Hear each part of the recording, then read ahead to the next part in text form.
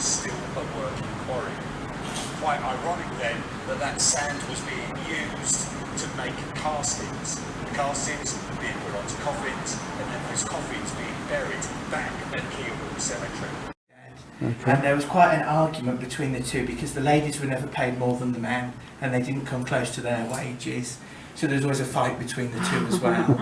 And you were in this room from 7 o'clock in the morning till 7 o'clock in the evening, Monday to Friday, Saturday 7 till 1, and Sunday religious day instead. So back in 7 o'clock Monday morning, right next door called the Chapel Inn. So the men on the drop stamps on their 15-minute break, nip round, have a few pints, feel a bit woozy, miss a drop, lose a finger instead there. So yeah, so it's a lovely time to work really there.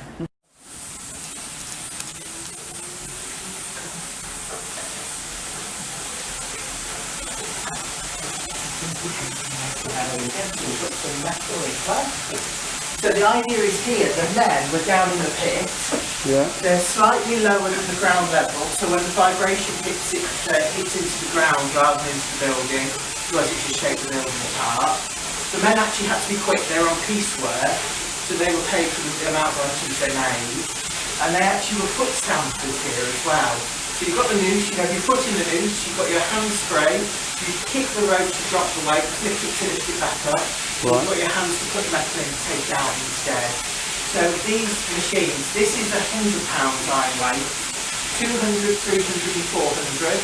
You hear these once every 2 seconds in this room. The largest at the end, that's the breastplates, and that you hear once every 5 seconds. Because the weight of it is about £500 to £600, and you can hear that a quarter of a mile away instead. But we'll demonstrate this one. So, put your goggles on. So every 5 seconds, every 2 seconds even, you hear this noise.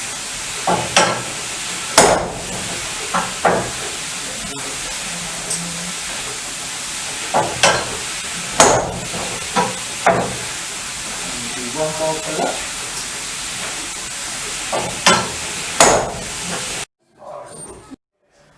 And she's slowly got more and more shares, got more influence in the company.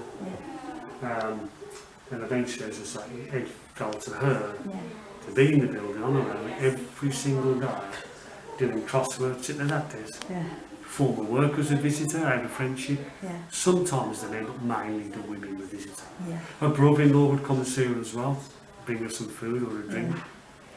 And in 2008, when he come to visit, he found Joyce slumped at the desk. She was very unwell. He got off the hospital. He took over negotiations, signed the deal, and it was all completed. So Joyce knew the place had been sold. About 6 months after that, in 2009, Joyce passed away. So they started making shrouds in about 1920s, we think, just to expand, I suppose, from just the furniture. But it's basically just a piece of material that sits over the top of you when it gets tucked in around the edges. It's a log here. So you have Birmingham or Aston Villa, like honestly. Ladies, it must have been a nice place to work. The salary must have been decent, you know, because there was plenty of choice. You could easily go elsewhere, you know. Not like these days. You have to hold on to your job for dear life, don't you? Yeah, because it's nice to have some interpretation of course.